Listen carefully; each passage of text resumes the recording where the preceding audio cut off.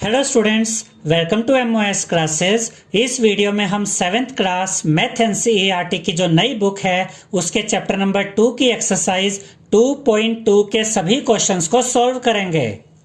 Question number 1 में हमसे कहा गया है फाइंड, और फर्स्ट पार्ट में हमसे कहा गया है 1/4 ऑफ 1/4 फाइंड कीजिए। उसके बाद हमें 1/4 ऑफ 3/5 फाइंड करना है। फिर हमें 1/4 ऑफ 4/3 फाइंड करना है। तो फर्स्ट पार्ट के लिए यानी ए पार्ट के लिए यहां पर हम लिखेंगे 1/4 ऑफ 1/4, यानी कि हम 1/4 का 1/4 पार्ट फाइंड करेंगे। याद रखिएगा स्टूडेंट्स कि जब आपको इस तरीके से दिया जाता है 1/4 ऑफ 1/4, तो इसका यह मतलब होता है कि हमें इन दोनों नंबर्स को मल्टीप्लाई करना है।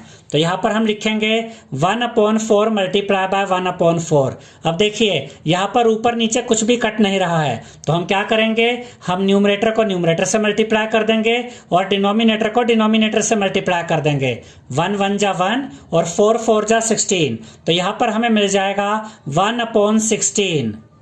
इसके बाद बी पार्ट में हमें पता करना है 1/4 ऑफ 3/5, तो हम इन दोनों को मल्टीप्लाई कर देंगे। अब ऊपर नीचे यहाँ पर कुछ नहीं कट रहा है, तो हम न्यूमरेटर को न्यूमरेटर से मल्टीप्लाई करेंगे, डिनोमिनेटर को डिनोमिनेटर से मल्टीप्लाई करेंगे। तो यहाँ पर देखिए 1 × 3 होगा 3 और 4 5 जा 20, तो यहाँ पर हमें आंसर मिल जाएगा 3/20। इसके बाद सी पार्ट में हमें फाइंड करना है 1/4 ऑफ 4/3। अब ये क्वेश्चन दो तरह से किया जा सकता है, हम दोनों तरीके से क्वेश्चन सोल्व करके दिखाएंगे। तो यहाँ पर हम लिखेंगे 1/4 मल्टीप्लाई बाय 4/3। अब देखिए स्टूडेंट्स, यहाँ पर हम न्यूमरेटर को न्यूमरेटर से मल्टीप्लाई करेंगे और डिनोमिनेटर को डिनोमिनेटर से। 1 4 जा 4 होता है, तो यहाँ आएगा 4 4 3 जा 12 होता है, तो यहाँ अपोन में आएगा 12। अब ये दोनों नंबर्स आपस में सॉल्व हो सकते हैं क्योंकि 4 और 12 4 की टेबल में आते हैं, तो हम इन दोनों नंबर्स को 4 से काटेंगे। 4 1 जा 4 4 3 जा 12, तो यहाँ पर हमें मिला 1/3, तो यहाँ पर हम लिखेंगे 1/3। अब इसी क्वेश्चन को हम दूसरे तरीके से करते हैं। यहाँ पर हम लिखेंगे 1/4 मल्टीप्लाई बाय 4/3। देखिए ये 4 और 4 आपस में कट सकते हैं, ये दोनों ही 4 की टेबल में आते हैं, तो 4 1 जा 4 ये कट गया, 4 1 जा 4 ये कट गया। यहाँ क्या बचा 1 × 1 यानी कि 1, अपोन में देखिए 1 × 3 यानी कि 3, तो यहाँ पर हमें क्या आंसर मिला 1/3। अब चाहे आप इस तरीके से सोल्व करें चाहे आप इस तरीके से सोल्व करें, आंसर आपका सेम आएगा। इसके बाद सेकंड पार्ट में हमसे कहा गया है 1/7 ऑफ 2/9 फाइंड कीजिए। उसके बाद 1/7 ऑफ 6/5 फाइंड करेंगे। फिर हमें 1/7 ऑफ 3/10 भी फाइंड करना है। तो सबसे पहले हम फाइंड करेंगे 1/7 ऑफ 2/9, तो हम इन दोनों को मल्टीप्लाई कर देंगे। अब ऊपर नीचे यहाँ कुछ नहीं कट रहा, तो यहाँ पर हम न्यूमरेटर को न्यूमरेटर से मल्टीप्लाई करेंगे और डिनोमिनेटर को डिनोमिनेटर से। देखिए 1 × 2 2 आ जाएगा और 7 9 जा 63, तो यहाँ पर हमें आंसर मिल गया है 2/63। इसके बाद बी पार्ट में हमें फाइंड करना है 1/7 ऑफ 6/5, तो हम इन दोनों को मल्टीप्लाई करेंगे। अब ऊपर नीचे यहाँ कुछ नहीं कट रहा है, तो 1 × 6 6 आएगा और अपोन में 7 × 5 35 आएगा, तो यहाँ पर हमें आंसर मिल गया है 6/35।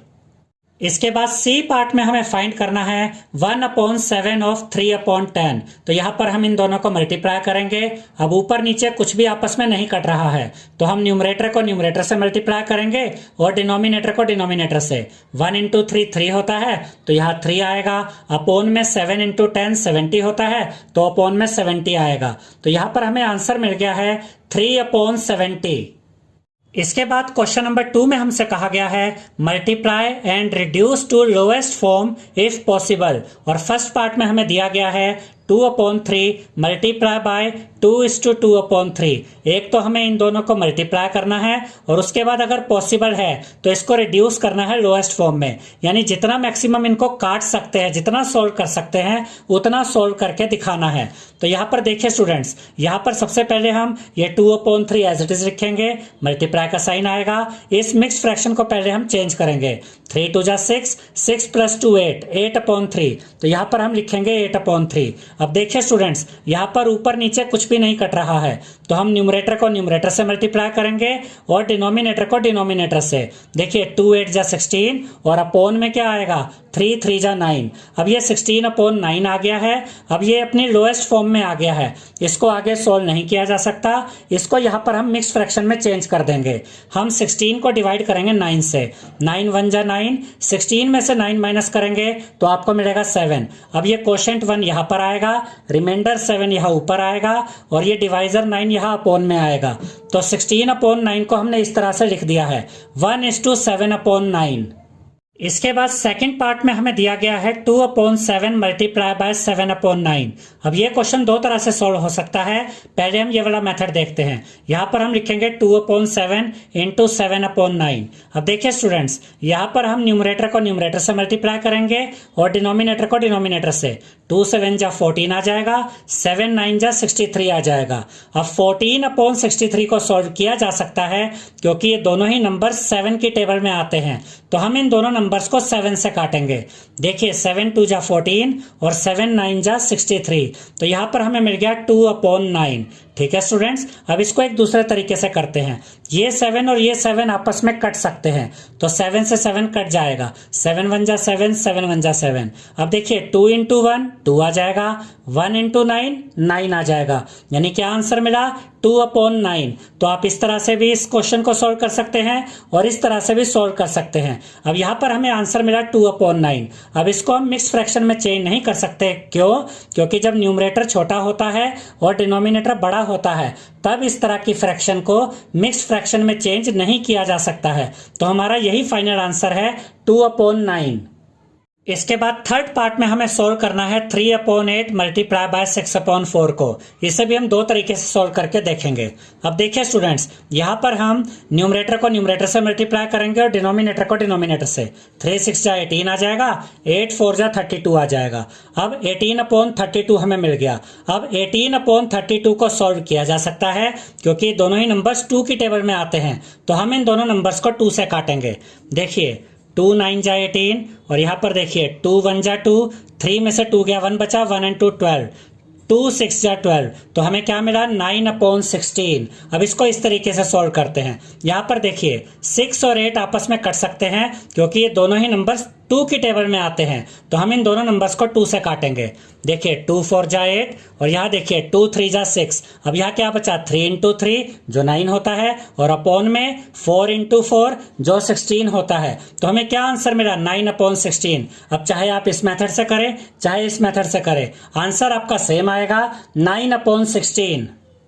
अब इसके बाद फोर्थ पार्ट में हमें दिया गया है 9/5 मल्टीप्लाई बाय 3/5। अब देखिए यहाँ पर ऊपर नीचे कुछ भी नहीं कट रहा है, तो हम न्यूमरेटर को न्यूमरेटर से मल्टीप्लाई कर देंगे और डिनोमिनेटर को डिनोमिनेटर से। अब देखिए 9 3 जा 27, अपॉन में आएगा 5 5 जा 25। अब यहाँ पर हमें क्या आंसर मिला 27/25। अगर न्यूमरेटर बड़ा हो डिनोमिनेटर छोटा हो तो इसको हम मिक्स फ्रैक्शन में चेंज कर सकते हैं। तो इसको अब हम मिक्स फ्रैक्शन में चेंज करेंगे। उसके लिए हम 27 को डिवाइड करेंगे 25 से। 25 1 जा 25, 27 में से माइनस करेंगे 25 को तो आपको मिलेगा 2। अब ये क्वोशिएंट यहाँ पर आ जाएगा यानी कि 1, ये रिमाइंडर 2 यहाँ पर ऊपर आएगा और ये डिवाइजर 25 यहाँ अपॉन में आएगा। तो 27/25 को हमने इस तरह से लिख दिया है 1:2/25। अब इसके बाद फिफ्थ पार्ट में हमें दिया गया है 1/3 मल्टीप्लाई बाय 15/8। अब ये क्वेश्चन भी दो तरह से सॉल्व हो सकता है। पहले हम इस मेथड को देखते हैं 1/3 मल्टीप्लाई बाय 15/8। पहले हम न्यूमरेटर को न्यूमरेटर से मल्टीप्लाई करेंगे और डिनोमिनेटर को डिनोमिनेटर से। 1 इंटू 15 यहाँ 15 आएगा, अपॉन में 3 8 जा 24, 24 आएगा। अब 15/24 को सॉल्व किया जा सकता है क्योंकि ये दोनों ही नंबर्स 3 की टेबल में आते हैं। तो हम इन दोनों नंबर्स को 3 से काटेंगे। 3 5 जा 15, 3 8 जा 24। यहाँ पर हमें मिल गया 5/8। तो यहाँ पर हम लिखेंगे 5/8 और यही हमारा आंसर होगा। अब इसको एक और तरीके से देखते हैं। 15 और 3 आपस में सॉल्व हो सकते हैं क्योंकि ये दोनों ही नंबर्स 3 की टेबल में आते हैं। तो हम यहीं पर इनको काट देते हैं। 3 1 जा 3, 3 5 जा 15। अब देखिए क्या हुआ 1 इंटू 5 5 आ गया और अपॉन में देखिए 1 इंटू 8 8 आ गया। तो क्या आंसर मिला 5/8। चाहे आप इस मेथड से करें तब भी आंसर 5/8 आया, चाहे इस तरीके से करें तब भी आंसर 5/8 आया। इसके बाद सिक्स्थ पार्ट में हमें दिया गया है 11/2 मल्टीप्लाई बाय 3/10। अब देखिए स्टूडेंट्स, यहाँ ऊपर नीचे कुछ भी कट नहीं सकता, तो हम न्यूमरेटर को न्यूमरेटर से मल्टीप्लाई करेंगे और डिनोमिनेटर को डिनोमिनेटर से। 11 इंटू 3 यहाँ पर 33 आ जाएगा। अपोन में क्या आएगा, 2 इंटू 10 यानी कि 20। अब देखिए 33/20 को आगे सोल्व नहीं किया जा सकता है, तो अब हम इसको सिंपली क्या करेंगे, मिक्स फ्रैक्शन में चेंज कर देंगे। उसके लिए हम 33 को डिवाइड करेंगे 20 से। 21 जा 20, 33 में से माइनस करेंगे 20 को तो आपको मिलेगा 13। अब ये जो क्वोशंट 1 है ये यहाँ पर आ जाएगा, रिमाइंडर 13 यहाँ ऊपर आएगा और डिवाइजर 20 यहाँ अपोन में आ जाएगा। तो 33/20 को हमने मिक्स फ्रैक्शन में चेंज कर दिया है 1:13/20। इसके बाद सेवेंथ पार्ट में हमें दिया गया है 4/5 मल्टीप्लाई बाय 12/7। अब यहाँ पर देखिए ऊपर नीचे कुछ भी कट नहीं सकता है, तो हम न्यूमरेटर को न्यूमरेटर से मल्टीप्लाई करेंगे और डिनोमिनेटर को डिनोमिनेटर से। 4 को मल्टीप्लाई करेंगे 12 से तो आपको मिलेगा 48, तो यहाँ पर न्यूमरेटर में 48 आ जाएगा। अपोन में क्या आएगा, 5 इंटू 7 यानी कि 35। अब 48/35 को आगे सोल्व नहीं किया जा सकता है, तो अब हम इसको सिंपली क्या करेंगे, मिक्स फ्रैक्शन में चेंज कर देंगे। तो यहाँ पर हम 48 को डिवाइड करेंगे 35 से। 35 1 जा 35, 48 में से माइनस करेंगे 35 तो आपको मिलेगा 13। अब ये क्वोशंट 1 यहाँ पर आएगा, रिमाइंडर 13 यहाँ पर आएगा और ये जो डिवाइजर 35 है यहाँ अपोन में आ जाएगा। तो 48/35 को हमने मिक्स फ्रैक्शन में भी दिखा दिया है 1:13/35। अब इसके बाद क्वेश्चन नंबर 3 में हमसे कहा गया है मल्टीप्लाई द फॉलोइंग फ्रैक्शंस, और फर्स्ट पार्ट में हमें दिया गया है 2/5 मल्टीप्लाई बाय 5:1/4। अब देखिए स्टूडेंट्स, सबसे पहले हम इस मिक्स्ड फ्रैक्शन को नॉर्मल फ्रैक्शन में चेंज कर देते हैं। 4 5 जा 20, 20 + 1 21, 21/4।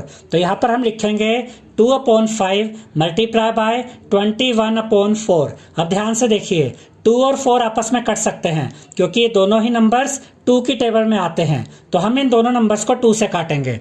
अब देखिए 2 1 जा 2 और यहाँ पर देखिए 2 2 जा 4। अब यहाँ पर क्या बचेगा, 1 इंटू 21 यानी कि 21। अपोन में क्या आएगा, 5 इंटू 2 यानी कि 10। अब हमें मिल गया है 21/10। अब इसको आगे सोल्व नहीं किया जा सकता है, तो इसको अब हम मिक्स फ्रैक्शन में चेंज कर देंगे। तो उसके लिए हम 21 को डिवाइड करेंगे 10 से। 10 2 जा 20, 21 में से माइनस करेंगे 20 तो आपको मिलेगा 1। अब देखिए क्वोशंट 2 यहाँ पर आएगा, रिमाइंडर 1 यहाँ ऊपर आएगा और ये डिवाइजर 10 यहाँ अपोन में आ जाएगा। तो 21/10 को हमने मिक्स फ्रैक्शन में भी चेंज करके दिखा दिया है 2:1/10। इसके बाद सेकंड पार्ट में हमें दिया गया है 6:2/5 मल्टीप्लाई बाय 7/9। अब पहले हम इस मिक्स फ्रैक्शन को चेंज करते हैं। 5 6 जा 30, 30 + 2 32 यानी कि 32/5। तो इसको यहाँ पर हम लिखेंगे 32/5 मल्टीप्लाई बाय 7/9 यहाँ पर आ जाएगा। अब यहाँ ऊपर नीचे कुछ भी कट नहीं रहा है, तो हम क्या करेंगे, हम न्यूमरेटर को मल्टीप्लाई करेंगे न्यूमरेटर के साथ और डिनोमिनेटर को मल्टीप्लाई करेंगे डिनोमिनेटर के साथ। जब आप 32 को मल्टीप्लाई करेंगे 7 के साथ तो आपको मिलेगा 224, और जब आप 5 को 9 के साथ मल्टीप्लाई करेंगे तो अपोन में आ जाएगा 45। अब हमें मिल गया है 224/45। अब इसको आगे सोल्व नहीं किया जा सकता है, तो इसको हम मिक्स फ्रैक्शन में चेंज कर देंगे। तो यहाँ पर हम 224 को डिवाइड करेंगे 45 से। 45 4 जा 180, 224 में से माइनस करेंगे 180 को तो आपको मिलेगा 44। अब ये जो क्वोशंट 4 है ये यहाँ पर आएगा, रिमाइंडर 44 यहाँ ऊपर आ जाएगा और ये जो डिवाइजर 45 है ये अपोन में आ जाएगा। तो हमने 224/45 को मिक्स्ड फ्रैक्शन में भी चेंज करके दिखा दिया है 4:44/45। इसके बाद थर्ड पार्ट में हमें दिया गया है 3/2 मल्टीप्लाई बाय 5:1/3। पहले तो हम इस मिक्स फ्रैक्शन को चेंज कर लेते हैं। 3 5 जा 15, 15 + 1 16, 16/3। तो यहाँ पर हम लिखेंगे 3/2 मल्टीप्लाई बाय 16/3। अब देखिए स्टूडेंट्स, 3 से 3 कट जाएगा, 3 1 जा 3, 3 1 जा 3, और 16 और 2 को भी सॉल्व किया जा सकता है क्योंकि ये दोनों नंबर्स 2 की टेबल में आते हैं। तो इन दोनों नंबर्स को हम 2 से काटेंगे। देखिए 2 1 जा 2, 2 8 जा 16। अब यहाँ क्या बचा, 1 इंटू 8 8, और अपोन में क्या आएगा 1 इंटू 1, यानी अपोन में 1 लिखे या ना लिखे फर्क नहीं पड़ता। तो हमें क्या आंसर मिला, 8। अब इसके बाद फोर्थ पार्ट में हमें दिया गया है 5/6 मल्टीप्लाई बाय 2:3/7। अब सबसे पहले हम इस मिक्स फ्रैक्शन को चेंज करते हैं। 7 2 जा 14, 14 + 3 17, 17/7। तो यहाँ पर हम लिखेंगे 5/6 मल्टीप्लाई बाय 17/7। अब यहाँ ऊपर नीचे कुछ भी नहीं कट रहा है, तो हम क्या करेंगे, हम न्यूमरेटर को न्यूमरेटर से मल्टीप्लाई करेंगे और डिनोमिनेटर को डिनोमिनेटर से। 5 को मल्टीप्लाई करेंगे 17 के साथ, तो आपको मिलेगा 85। तो यहाँ आप लिखेंगे 85। अपोन में क्या आएगा, 6 × 7 यानी कि 42। तो यहाँ पर हमें मिल गया है 85/42। अब इसको आगे सोल्व नहीं किया जा सकता है, तो इसको हम मिक्स फ्रैक्शन में चेंज कर देते हैं। 85 को हम डिवाइड करेंगे 42 से। 42 2 जा 84, 85 में से माइनस करेंगे 84, तो आपको मिलेगा 1। अब ये क्वेश्चन 2 यहाँ पर आ जाएगा, रिमाइंडर 1 यहाँ ऊपर आएगा, 42 जो डिवाइजर है वो अपोन में आ जाएगा। तो इस 85/42 को हमने मिक्स फ्रैक्शन में चेंज कर दिया है 2:1/42। अब इसके बाद फिफ्थ पार्ट में हमें दिया गया है 3:2/5 मल्टीप्लाई बाय 4/7। सबसे पहले हम इस मिक्स फ्रैक्शन को चेंज करते हैं। 5 3 जा 15, 15 + 2 17, 17/5। तो यहाँ पर हम लिखेंगे 17/5 मल्टीप्लाई बाय 4/7। यहाँ पर एज इट इज आ जाएगा। अब ऊपर नीचे यहाँ कुछ नहीं कट रहा है, तो हम न्यूमरेटर को न्यूमरेटर के साथ मल्टीप्लाई करेंगे और डिनोमिनेटर को डिनोमिनेटर के साथ। 17 × 4 करेंगे तो आपको मिलेगा 68। 5 7 जा 35 होता है, तो अपोन में आ जाएगा 35। अब हमें मिल गया है 68/35। इसको आगे सोल्व नहीं किया जा सकता है, तो अब हम इसको मिक्स फ्रैक्शन में चेंज कर देंगे। तो 68 को हम डिवाइड करेंगे 35 से। 35 1 जा 35, 68 में से माइनस करेंगे 35, तो आपको मिलेगा 33। अब ये क्वोशिएंट 1 यहाँ पर आएगा, रिमाइंडर 33 यहाँ ऊपर आएगा और ये डिवाइजर 35 अपोन में आ जाएगा। तो इस 68/35 को हमने मिक्स्ड फ्रैक्शन में चेंज कर दिया है 1:33/35। इसके बाद सिक्स्थ पार्ट में हमें दिया गया है 2:3/5 मल्टीप्लाई बाय 3। सबसे पहले हम इस मिक्स्ड फ्रैक्शन को चेंज करते हैं। 5 2 जा 10, 10 + 3 13, 13/5 यहाँ पर लिखेंगे, मल्टीप्लाई बाय 3 यहाँ पर आ जाएगा। अब ऊपर नीचे यहाँ कुछ नहीं कट रहा है, तो हम न्यूमरेटर को न्यूमरेटर के साथ मल्टीप्लाई कर देंगे। 13 × 3 क्या होता है 39, तो न्यूमरेटर में आएगा 39। अपोन में 5 है, तो अपोन में 5 आ जाएगा। अब हमें मिल गया है 39/5। इसको आगे सोल्व नहीं किया जा सकता है, तो इसको हम मिक्स फ्रैक्शन में चेंज कर देंगे। तो हम 39 को डिवाइड करेंगे 5 से। 5 7 जा 35, 39 में से माइनस करेंगे 35, तो आपको मिलेगा 4। अब ये जो क्वोशिएंट है 7 ये यहाँ पर आएगा, रिमाइंडर 4 यहाँ ऊपर आएगा और डिवाइजर 5 अपोन में आ जाएगा। तो हमने 39/5 को चेंज कर दिया है मिक्स्ड फ्रैक्शन में 7:4/5। इसके बाद सेवेंथ पार्ट में हमें दिया गया है 3:4/7 मल्टीप्लाई बाय 3/5। सबसे पहले हम इस मिक्स्ड फ्रैक्शन को चेंज करते हैं। 7 3 जा 21, 21 + 4 यहाँ पर आ जाएगा 25, यानी कि 25/7 इंटू 3/5 एज इट इज आएगा। अब देखिए स्टूडेंट्स, 25 और 5 को सॉल्व किया जा सकता है क्योंकि ये दोनों नंबर्स 5 की टेबल में आते हैं, तो हम इन दोनों नंबर्स को 5 से काटेंगे। 5 1 जा 5, 5 5 जा 25। अब देखिए न्यूमरेटर में क्या बचा 5 × 3 यानी कि 15 और अपोन में क्या आएगा 7 × 1 यानी कि 7। अब हमें मिल गया है 15/7। इसको आगे सोल्व नहीं किया जा सकता है, तो इसको अब हम सिंपली क्या करेंगे मिक्स फ्रैक्शन में चेंज कर देंगे। तो हम 15 को डिवाइड करेंगे 7 से। 7 2 जा 14, 15 में से माइनस करेंगे 14 को, तो आपको मिलेगा 1। अब ये जो क्वोशिएंट है 2 यहाँ पर आएगा, रिमाइंडर 1 यहाँ ऊपर आएगा, डिवाइजर 7 अपोन में आ जाएगा। तो 15/7 को हमने मिक्स फ्रैक्शन में भी चेंज करके दिखा दिया है 2:1/7। इसके बाद क्वेश्चन नंबर 4 में हमसे कहा गया है विच इज ग्रेटर, और फर्स्ट पार्ट में हमें दिया गया है 2/7 of 3/4 और 3/5 of 5/8। यानी कि हमें ये चेक करना है कि 2/7 of 3/4 और 3/5 of 5/8 में से ग्रेटर कौन है, बड़ा कौन है। तो पहले हम फाइंड करते हैं 2/7 of 3/4। तो यहाँ पर हम लिखेंगे 2/7 मल्टीप्लाई बाय 3/4। अब देखिए स्टूडेंट्स, 2 और 4 को आपस में सोल्व किया जा सकता है, ये दोनों ही नंबर्स 2 की टेबल में आते हैं, तो हम इन दोनों नंबर्स को 2 से काटेंगे। 2 1 जा 2, 2 2 जा 4। अब देखिए यहाँ क्या बचा 1 × 3 यानी कि न्यूमरेटर में 3 आएगा, अपोन में क्या है 7 × 2 यानी कि 14। तो 2/7 of 3/4 का आंसर हमें क्या मिला 3/14। हम फाइंड करेंगे 3/5 ऑफ 5/8। तो यहां हम इन दोनों को मल्टीप्लाई करेंगे, 5 और 5 आपस में कट जाएंगे, 5 1 जा 5, 5 1 जा 5। अब यहाँ क्या बचेगा, न्यूमरेटर में आएगा 3 इंटू 1 यानी कि 3, और डिनोमिनेटर में क्या बचा 1 इंटू 8 यानी कि 8। तो 3/5 ऑफ 5/8 का आंसर क्या है 3/8। अब हमें एक वैल्यू तो ये मिल गई 3/14 और एक वैल्यू ये मिल गई 3/8। हमें ये बताना है कि इनमें से ग्रेटर कौन है, बड़ी वैल्यू कौन सी है।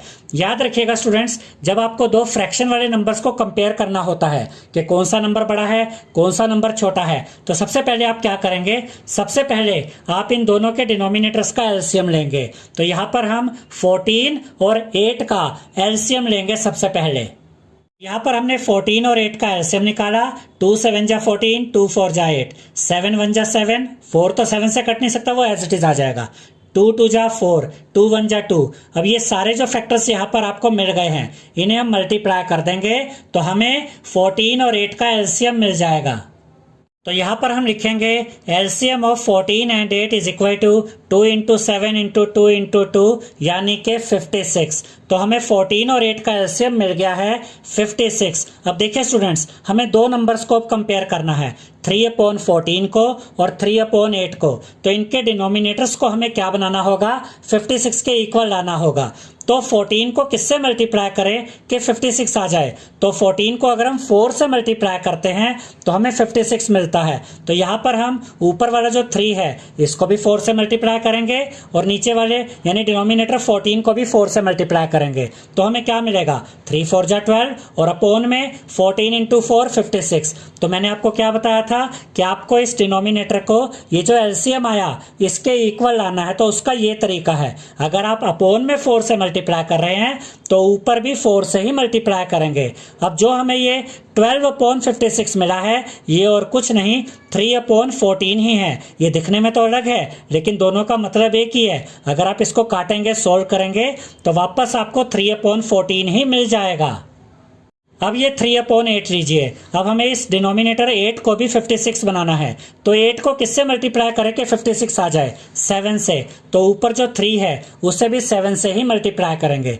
तो 3 इंटू 7 21 अपॉन में 8 इंटू 7 56। अब देखिए यहाँ पर हमें क्या मिला 21/56 जो इससे निकला, और यहाँ क्या मिला था 12/56 जो इससे निकला था। अब हम इन दोनों नंबर्स को कंपेयर करते हैं। देखिए दोनों के डिनोमिनेटर्स सेम है। अब हम इनके न्यूमरेटर्स को अगर कंपेयर करें तो इसका न्यूमरेटर बड़ा है इसका न्यूमरेटर छोटा है, तो ये वाला फ्रैक्शन बड़ा होगा इस फ्रैक्शन से। तो यहाँ पर हम लिखेंगे 21/56 इज ग्रेटर देन 12/56। क्योंकि दोनों के डिनोमिनेटर अब सेम है तो न्यूमरेटर से पता चलता है कि ये वाला फ्रैक्शन बड़ा है इस फ्रैक्शन से। अब ये नंबर ये फ्रैक्शन किससे आया था, ये आया था 3/8 से। तो इसकी जगह यहाँ पर हम लिखेंगे 3/8, ग्रेटर का सिंबल एज इट इज आएगा। ये वाला फ्रैक्शन 12/56 किससे आया था 3/14 से। तो इसकी जगह यहाँ पर हम लिखेंगे 3/14। तो अब हमें क्या मिल गया कि 3/8 ग्रेटर है 3/14 से।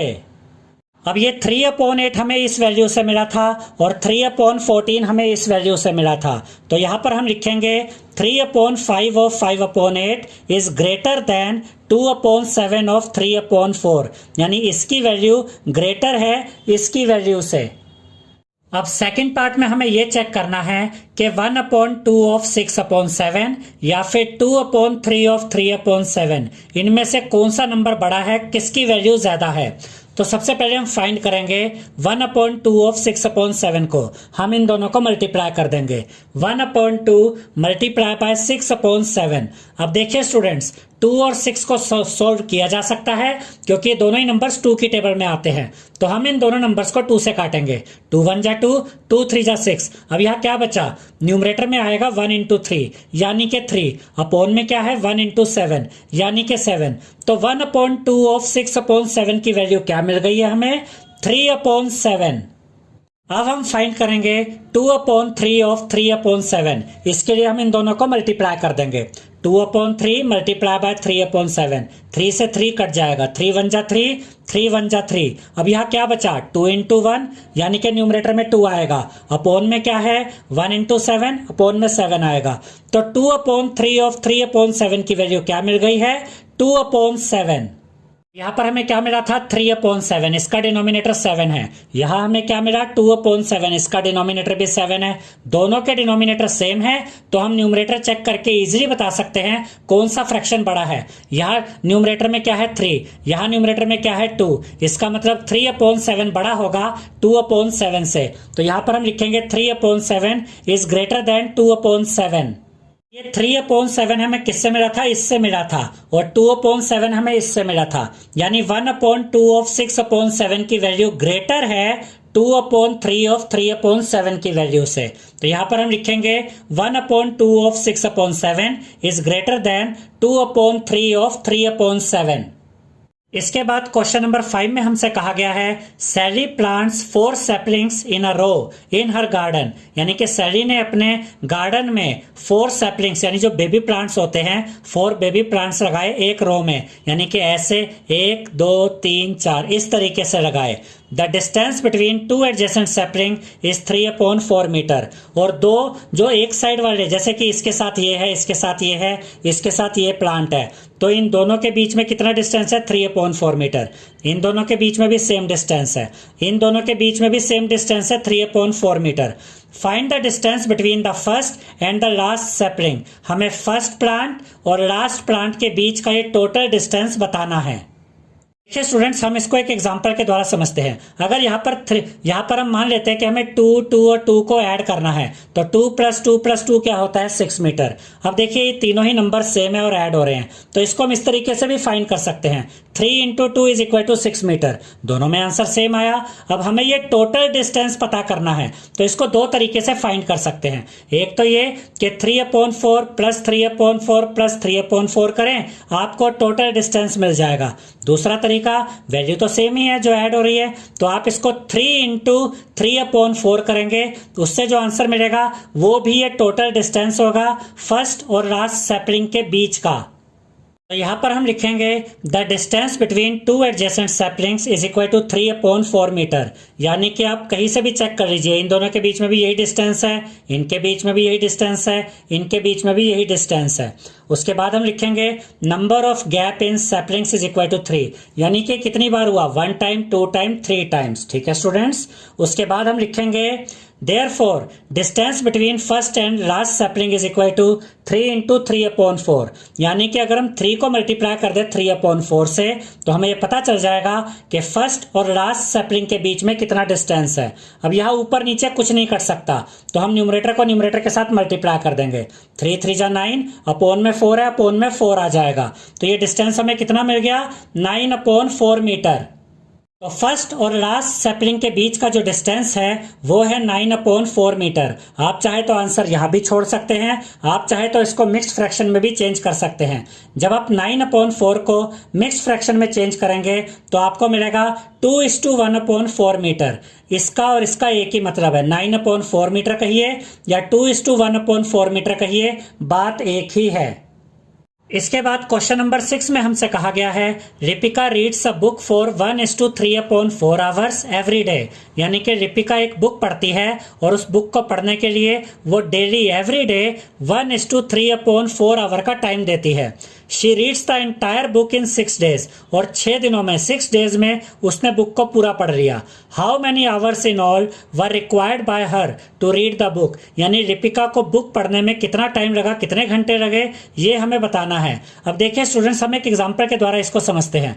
मान लीजिए कि आप डेली 2 घंटे एक बुक को पढ़ते हैं और 6 डेज में बुक को कंप्लीट कर देते हैं, तो आपने टोटल कितना टाइम दिया 6 × 2 यानी कि 12 घंटे 12 आवर्स। यही काम यहाँ पर हम करेंगे। देखिए time taken by Ripika to read a book every day is equal to 1:3/4 hours. यानी कि रिपिका बुक पढ़ने के लिए हर रोज कितना टाइम देती है 1:3/4 आवर्स। इसको मिक्स फ्रैक्शन से अब हम चेंज कर देंगे। देखिए 4 1 = 4, 4 + 3 7, 7/4। तो इसको हम ऐसे लिख देंगे 7/4 आवर्स। यानी कि दीपिका एक दिन में 7/4 आवर्स बुक पढ़ने के लिए देती है।